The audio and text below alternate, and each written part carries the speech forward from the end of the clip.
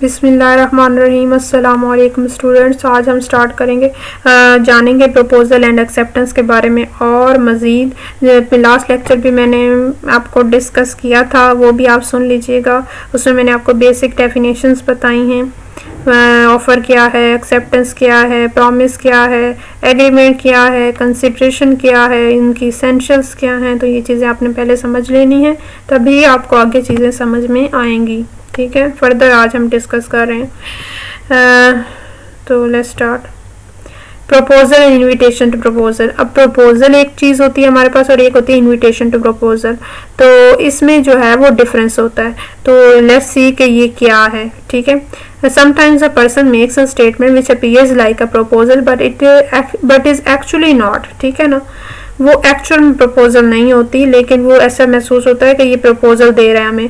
This statement is only an advertisement और supply of information. इस किस्म की जो स्टेटमेंट्स होती हैं वो एक एडवर्टाइजमेंट होती हैं या फिर किसी किस्म की इंफॉर्मेशन सप्लाई कर रही होती हैं, लेकिन वो प्रपोजल नहीं होती। उनको कहते हैं हम इन्विटेशन टू प्रपोजल, के वो इनवाइट कर रही होती हैं किसी को कि आए आप हमें प्रपोजल दें। ठीक है ना, वो इंफॉर्मेशन सप्लाई कर रही होती हैं। ठीक है ना, उसको हम बाज़ औक़ात समझ लेते हैं कि ये प्रपोजल है, लेकिन वो प्रपोजल नहीं होती, वो इनविटेशन टू प्रपोजल होती है। वो हमें इनवाइट कर रही होती है कि हम आके प्रपोजल करें। ठीक है, such information is called invitation to proposal. Example से समझ आ जाएगी आपको। When a person advertises that he has got a stock of books to sell, there is no proposal to be bound by any contract, rather such advertisement are offers to negotiate and often receive offers.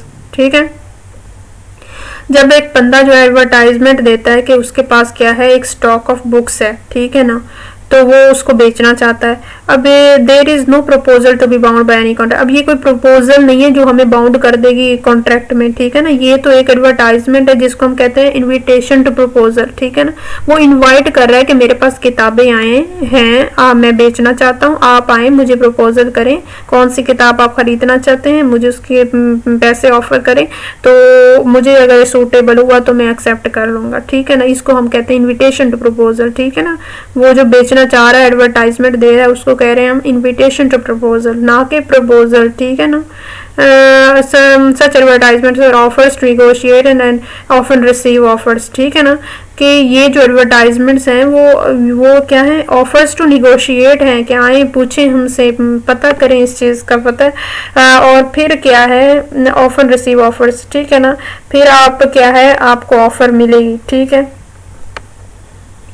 तो आप negotiate करेंगे, फिर हो सकता है कि वो दुकानदार आपको कहे कि ठीक है इस प्राइस में मैं आपको बेचना चाहूँगा, तो फिर आप एक्सेप्ट कर सकते हैं। ठीक है, तो फिर आप ऑफ़र रिसीव कर सकते हैं। आफ्टर ऑफ़र टू निगोशिएट, वो जो आपको एडवर्टाइजमेंट मिली है वो ऑफर्स टू निगोशिएट है। जब आप जाएंगे बात करेंगे, फिर वो आपको दुकानदार जो है वो कहेगा मैं आपको इतने में ऑफ़र करता हूँ। ठीक है ना, उसको हम कहेंगे ऑफर्स रिसीव ऑफर्स। फिर जाके आपको मिलेंगी ऑफ़र, वो जो आप ऑफ़र रिसीव करेंगे उससे, शॉप जो है वो जिसकी है, जो सेल कर रहा है कुछ भी, तो वो आपको करेगा ऑफ़र, फिर आप उसको एक्सेप्ट कर सकते हैं। ठीक है, These type of statements are made with a view to tempt or influence others to make an offer। ठीक है ना, ये जैसे मैंने आपको पहले बताया कि इस किस्म की जो स्टेटमेंट्स दी जाती हैं कि प्राइस टैग लगा दिए जाते हैं या एडवर्टाइजमेंट दी जाती है, तो ये किस्म की क्या इंफॉर्मेशन सप्लाई कर देते हैं, दूसरों को टेम्प्ट करते हैं, दूसरों को इन्फ्लुएंस करते हैं कि आए आप हमें ऑफर करें, फिर हम देखते हैं कि एक्सेप्ट करनी है या नहीं करनी। ठीक है ना,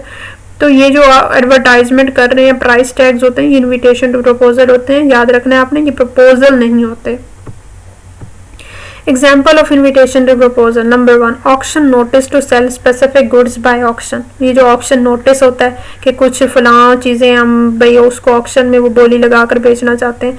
number 2, tender notice to seek offers for a contract. Tender notice जो होता है वो भी क्या है, ऑफर्स सीक कर रहा होता है, ना कि ऑफर्स दे रहा होता है। ठीक है ना, तो वो भी इसमें इन्विटेशन टू प्रपोजल में फॉल करता है। प्राइस लिस्ट ऑफ कमोडिटीज़, जिस पे सारी चीज़ों की कीमत दी होती है, वो भी क्या होती है, वो होती है इन्विटेशन प्रपोजल। आपको नॉलेज थोड़ी इन्फॉर्मेशन दे रही होती है कि आए आपने अगर ऑफर करना है, कोई चीज़ लेनी है तो बताएं। Goods displayed and price fixed on them. इसी तरह से गुड्स जो भी डिस्प्ले होती हैं, ये प्राइस के टैग्स जो लगे होते हैं, वो सारे क्या है, इन्विटेशन टू प्रपोजल। आपने उसे ये नहीं समझ लेना कि ये प्रपोजल है। और जैसा कि आप, एक बंदा था, वो शॉप में क्या है, प्राइस टैग लगा हुआ था, एक ड्रेस पर, तो उसने पढ़ा तो उसके ऊपर वो चला गया उसके पास, शॉपकीपर के पास। उसने कहा भाई ये तो आपने जो है मुझे ऑफ़र की है और मैंने एक्सेप्ट कर ली है, ये ड्रेस 10,000 का था तो मैंने एक्सेप्ट किया, आपको मैं 10,000 पे कर रहा हूँ, तो आप मुझे ये ड्रेस है ना ये आप मुझे दे दें, ठीक है। उसने कहा नहीं ये तो पहले मतलब है हमने सेल कर दिया किसी को, तो ये तो जस्ट प्राइस टैग है, आप इसको गलत समझ रहे हैं, इट्स नॉट अ प्रपोजल, ठीक है ना। तो वो जो प्राइस टैग है अब वो आप उसको एक्सेप्ट नहीं कर रहे हैं, वो समझे ना, आपने उसके बारे में निगोशिएट किया, आपको पता चला कि वो पहले से बिक चुका है, ठीक है ना। अब वो बंदा जो है वो ये नहीं कह सकता कि जी ये प्राइस टैग मेरे लिए प्रपोजल था और मैंने इसको एक्सेप्ट कर, no that was not a proposal, that was invitation to proposal, कि आप आए उसके बारे में निगोशिएट करें, जाने, फिर जो आपका बात बने उसके मुताबिक आप उसको ऑफर करें, एक्सेप्टेंस करें। तो इट वाज जो प्राइस टैग्स हैं वो आपने ये नहीं समझ लेना कि आपको प्रपोजल है और आपने एक्सेप्ट कर लिया, मे बी वो किसी और की चीज़ हो या बिक गई हो तो आपको ना पता हो, that is only invitation to proposal, उसके लिए आप कोर्ट में नहीं जा सकते। तो ये चीज़ें आपने याद रखनी है। Difference between proposal and invitation to proposal. अब हम डिफरेंस देख लेते हैं कि प्रपोजल में, इनविटेशन प्रपोजल में डिफरेंस क्या है। Number 1, proposal is declaring willingness by one person to another person to do or abstain from doing anything. Invitation to proposal, one does not declare his willingness, he only advertises quality of goods or supplies information to people so that they can make a proposal, ठीक है ना। Proposal में होता है कि अपनी एक बंदा विलिंगनेस को डिक्लेयर करता है, शो करता है दूसरे बंदे को, उसको सिग्निफाई करता है कि वो ये काम करेगा या नहीं करेगा, तो अगर वो उसको दूसरा बंदा जो है वो इजाज़त दे दे तो इसको हम कहते हैं प्रपोजल। और इनविटेशन टू प्रपोजल में क्या होता है, सिर्फ जो है वो इनवाइट किया जाता है कि दूसरे बंदे आकर उसको प्रपोजल दें, सिर्फ थोड़ी सी इंफॉर्मेशन सप्लाई की जाती है, एडवर्टाइज क्वालिटी ऑफ गुड्स बताया जाता है, supplies information to people so that they can make a proposal, ठीक है ना, कि वो आकर प्रपोजल करें, इनवाइट कर रहे हैं to the proposal. Number 2, the object of proposal is to obtain assent of the other party to an act or abstinence.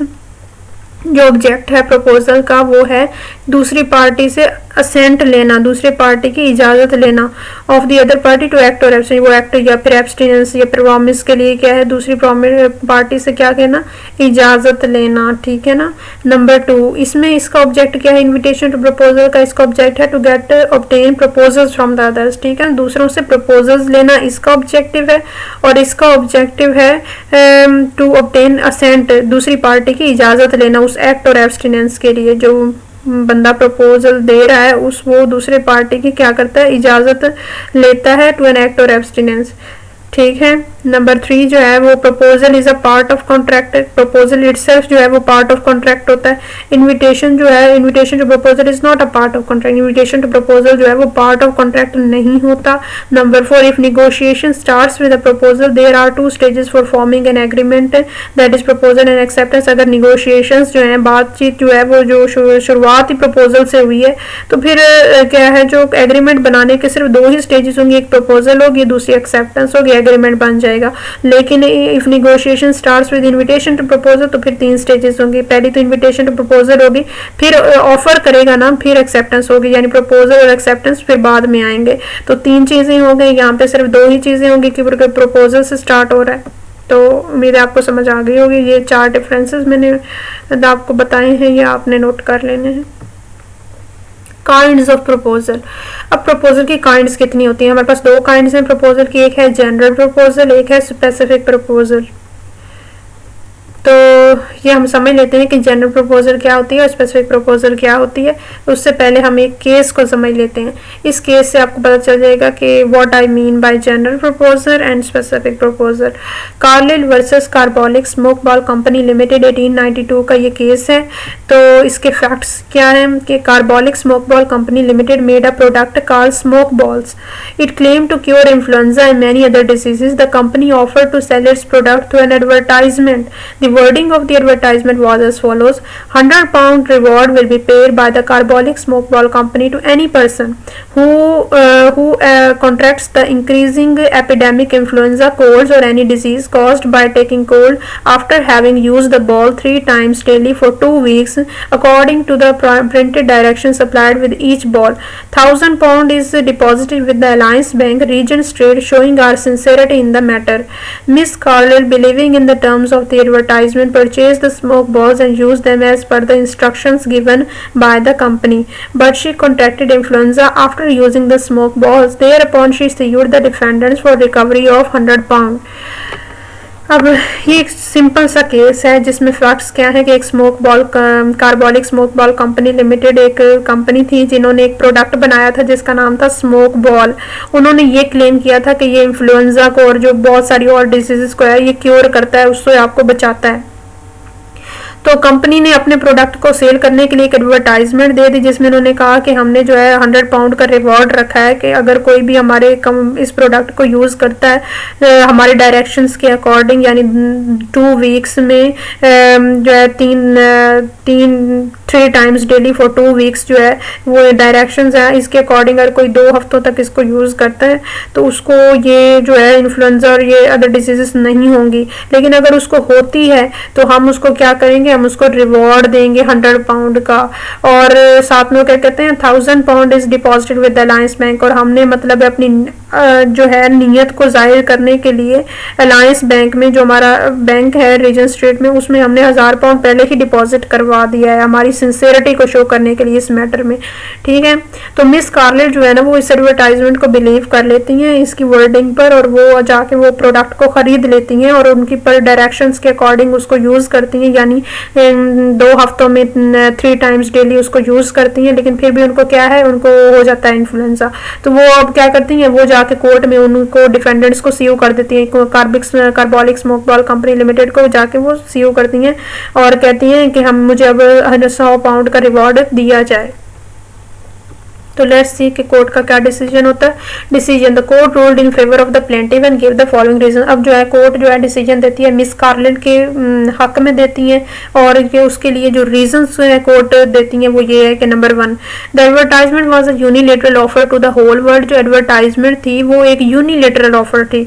अब यहाँ पे आप देख सकते हैं जनरल ऑफर। जनरल ऑफर का मतलब होता है कि पूरी दुनिया को, हर किसी को, कोई भी उसको एक्सेप्ट कर सकता है, उसको हम कहते हैं जनरल ऑफर।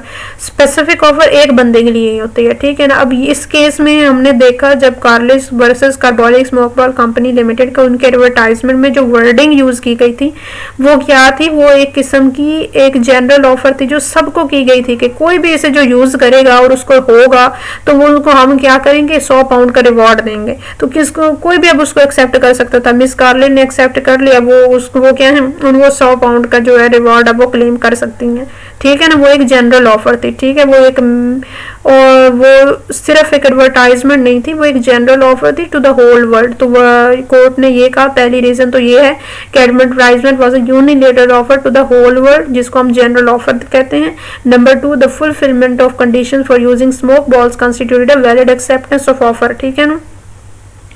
जो कंडीशंस साथ में डायरेक्शंस प्रोवाइड की गई थी कि उन स्मोक बॉल्स को यूज़ करने के लिए, तो वो जब मिस कार्लिन ने फॉलो की तो उसने क्या किया, उसने वैलिड एक्सेप्टेंस कर ली ऑफर की। ठीक है। नंबर 3 जो है वो purchasing or merely using smoke ball was a good consideration because more people buying smoke ball by relying on the advertisement clearly benefited the company. ठीक है ना। अब कंसिडरेशन इसमें क्या थी कि वो जो उन्होंने स्मोक बॉल्स खरीदी और उसको यूज़ किया, तो वो क्या है, purchasing or merely using smoke ball, ये एक अच्छी कंसिडरेशन है, अच्छी खासी कंसिडरेशन है कि उसको यूज़ किया, उसको परचेज किया, क्योंकि ज़्यादातर लोग जो है वो उसकी एडवर्टाइजमेंट की वर्डिंग पर रिलाई करके उसको परचेज करें, तो जो ये बेनिफिट है ये कंपनी को ही जा रहा है। तो यहाँ पे कंसिडरेशन क्या है, purchasing or merely using smoke ball. Number 4, company claim that £1,000 were deposited at Alliance Bank show the serious intention to be legally bound.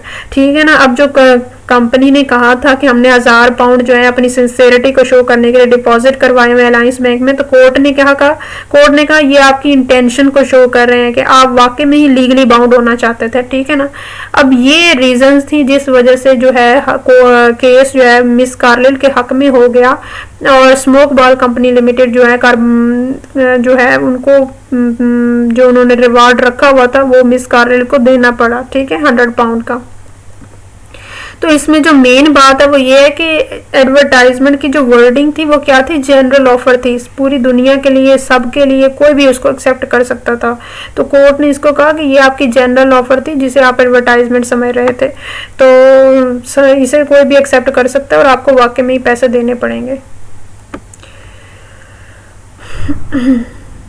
और स्पेसिफिक जो होती है ना ऑफर, वो एक बंदे के लिए होती है, उसको वही बंदा एक्सेप्ट कर सकता है जिसको दी जाए। जनरल होती है जिसे कोई भी एक्सेप्ट कर सकता है, जैसे carbolic versus smoke Ball Company limited में है, Carlill versus Carbolic Smoke Ball Company limited में, तो जो कंपनी ने जिस तरह ऑफर दी हुई थी उसको हम जनरल ऑफर कहते हैं।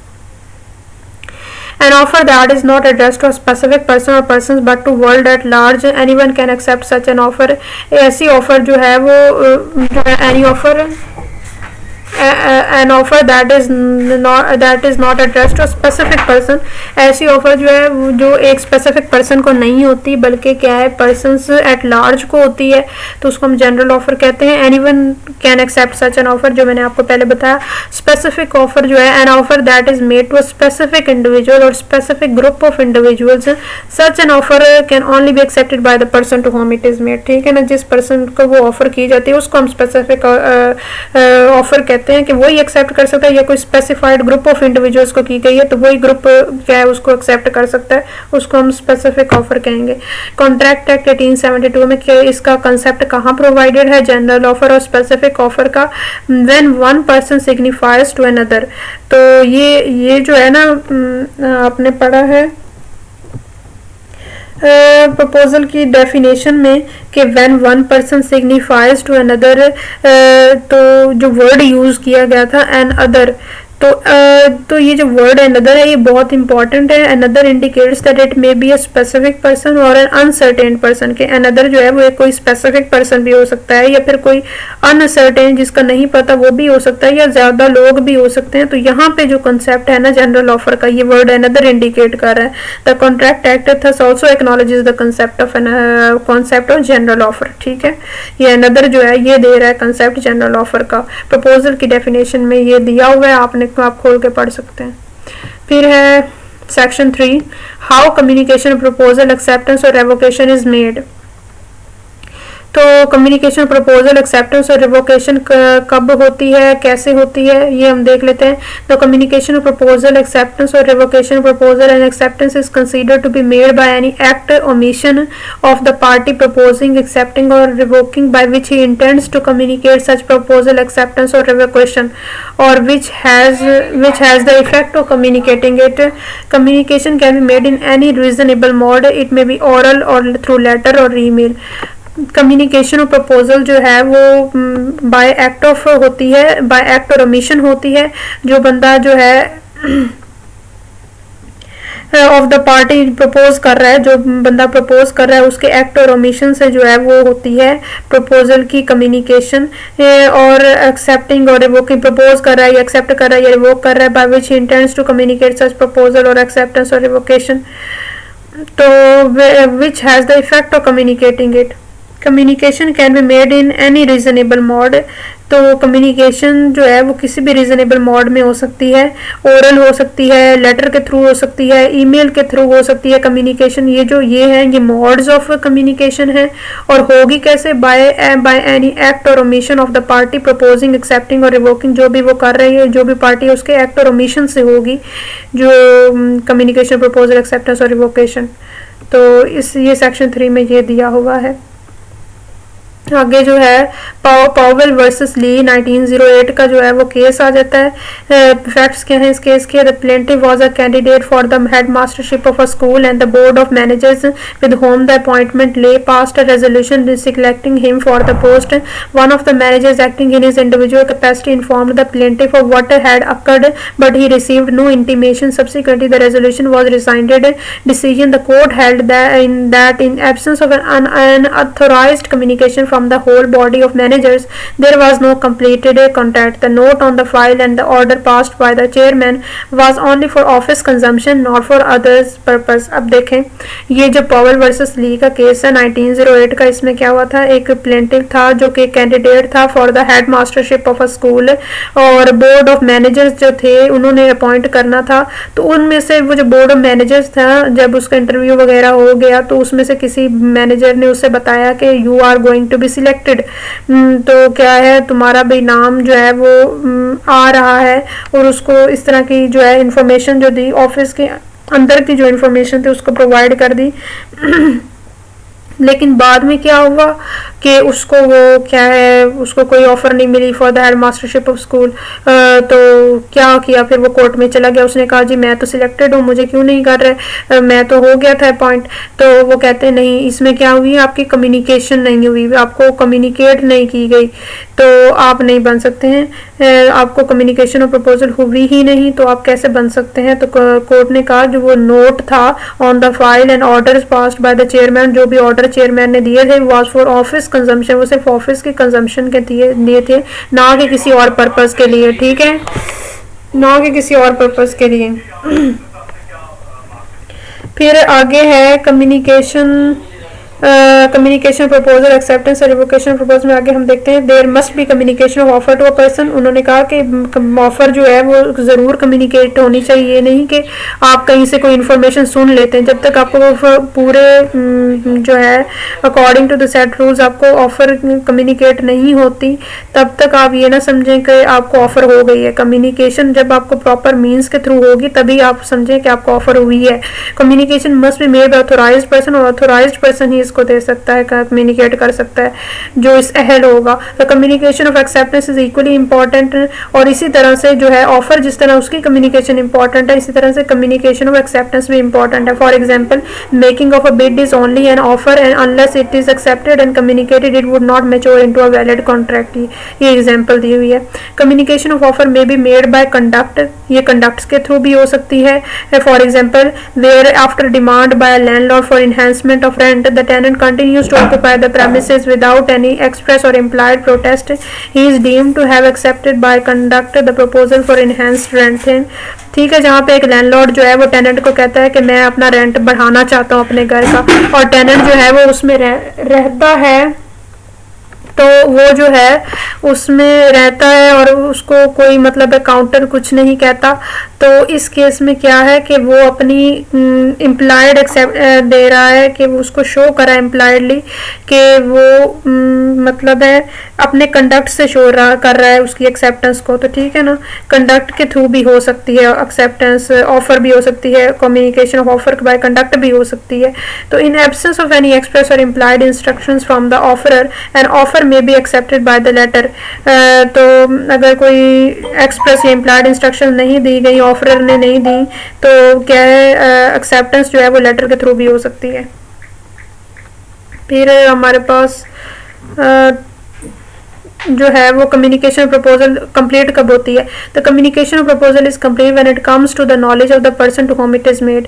ये सेक्शन 4 में हमें दी हुई है कि जब प्रपोजल की कम्युनिकेशन तब कंप्लीट होगी जब दूसरे को पता चल जाए कि उस जिसको प्रपोजल दी गई है उसकी नॉलेज में आ जाए कि ये प्रपोजल मुझे मिली है, तो उसको हम कहेंगे कि उसकी कम्युनिकेशन प्रपोजल कंप्लीट हो गई। कम्युनिकेशन ऑफ एक्सेप्टेंस कब कंप्लीट होती है? Communication of acceptance as against proposal, यानी प्रपोजल के लिए कब कंप्लीट होगी acceptance? When proposal is put in course of transmission and out of power of the acceptor. जब क्या है प्रपोजल जो है किसी लेटर में या कोर्स ऑफ ट्रांसमिशन में डाल दी जाती है, पोस्ट कर दी जाती है और वो एक्सेप्टर के पावर से निकल जाती है, out of the power of acceptor हो जाती है, तब हम उसको कहते हैं कि वो कंप्लीट हो गई है एज अगेंस्ट प्रपोजल।